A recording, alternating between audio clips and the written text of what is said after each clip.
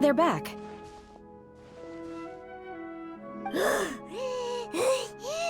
Paimon's pooped. Hi. Why are there only two of you left? After you left, Yao Yao and Shuyu tired themselves out playing with their kites. Gaming offered to escort them home. Before he left, he said something that I don't quite understand. Oh? What did he say? He said, a kite is always tied down no matter how far it flies or how high it soars. Its tether prevents it from ever truly flying free. He looked quite dejected as he said this. Now that you mention it, Gaming did seem to have a rather strange attitude towards kites. A reflection of himself. If I were a kite, I would cherish that tether as a symbol of kinship and the bonds that tie us and... Shenhe? It may be an exceedingly slim and distant connection, but lose it, and you lose that which links you to home. If Gaming truly sees a kite as a reflection of himself, then I fear I understand his words even less. Well, people often have different points of view depending on their mindset and experiences, right? It's actually quite normal. Just like some people can eat spicy food, but others won't go anywhere near it? Exactly. That's why tolerance and understanding are as important as they are. Tolerance and understanding? What brought about this conversation? Did one miss something? We were just chatting. You don't have to butt in on every little thing, you know. Where were you anyway? One was merely doing a bit of cooking. Night fast approaches. If you are otherwise unoccupied, one would entreat you to stay and eat before you depart. Oh, it's been so long since I've had the chance to enjoy your cooking, Cloud Retainer. Worry not. One has prepared a variety of meat and vegetable dishes. One is more than familiar with everyone's culinary proclivities. Shenhe, Ganyu, come with me. Whoa, what's with all the secrecy? You're not trying to play favorites, are you? If you're ready to serve the food, we can help too.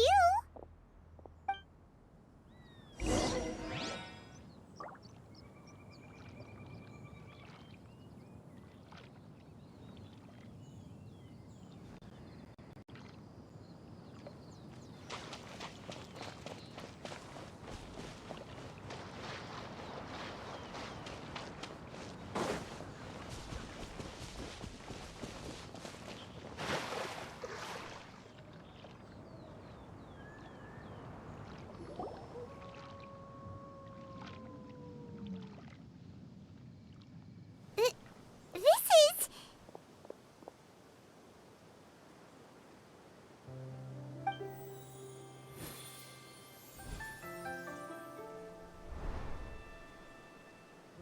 Oh, I can feel the wind brushing against my legs.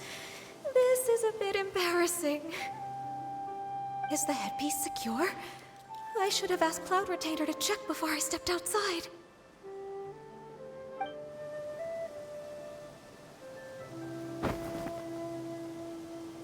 How do we look? Huh? She asked them just like that? You look pretty too, Ganyu! Oh, how should Paimon put it? You both look so elegant and refined! Those outfits really suit you both! Given that one employed the services of the best tailor in all of Liyue, one would expect nothing less. What colors have you been partial to lately, Shenhe and Ganyu? Lately? Why is Cloud Retainer suddenly asking about what colors we like? I like black. One is gratified to see one's disciple has inherited one's own tastes. The color black doesn't get dirty easily. A virtue I've come to value recently. And you, Ganyu? I favor blue and black. And the material is sufficiently comfortable, yes? Yes, very. I simply cannot thank you enough, Cloud Retainer. For this gift. And the kite, too. Thank you, Master. One is content, as long as you are pleased with the gift. One hopes these garments will see much use.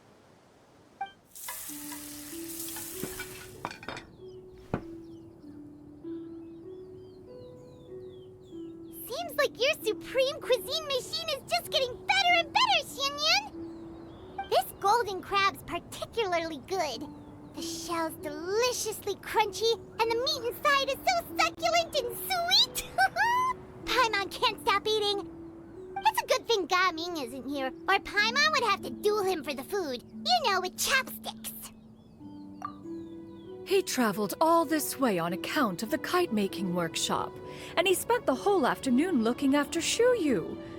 One was hoping to treat him to a meal. Oh well. One will just have to extend one's thanks in person. It's rare for someone to make such a good impression on you, Cloud Retainer. One has high standards. He appears to be a young man of much merit, and one is not the type who would see such potential squandered. It appears that he wishes to break free from the kite string that tethers him. Kite string? Huh, what strange metaphors you speak in, Shenhe. Ever since you returned from one mean restaurant, your turns of phrase render one at quite the loss. Where do we even begin? Oh, do you know about the conflict between Gaming and his dad, Xianyun? One has only heard that the two are not on good terms. He ran away from home and hasn't been back since. Oh? Ran away, you say? Oh. One believes we would all benefit from a more thorough retelling. Start from the beginning. Oh, okay. Paimon just hopes he won't mind.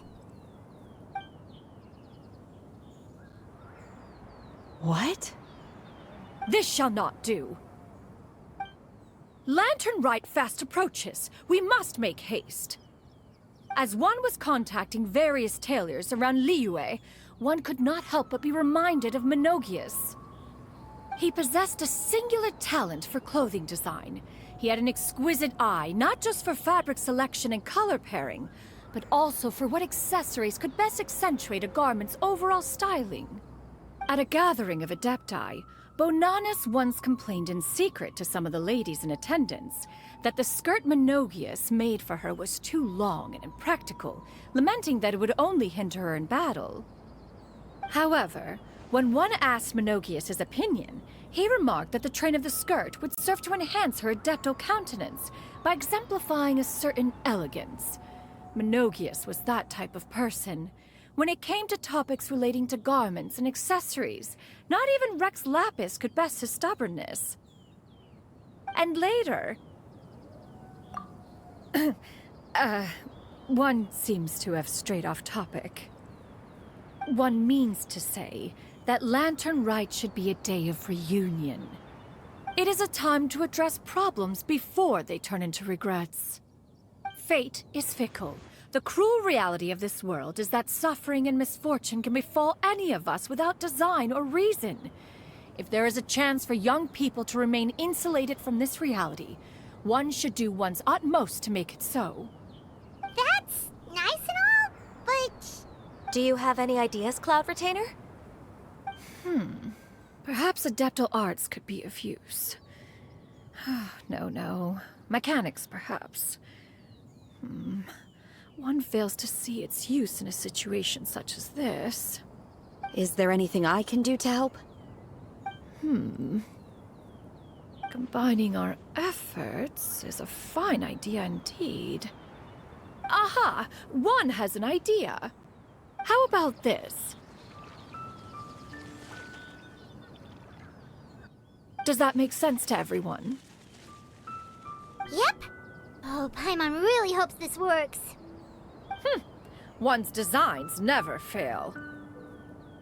Now then, I counsel rest for all, and to make the necessary preparations. One shall see you in 2 days.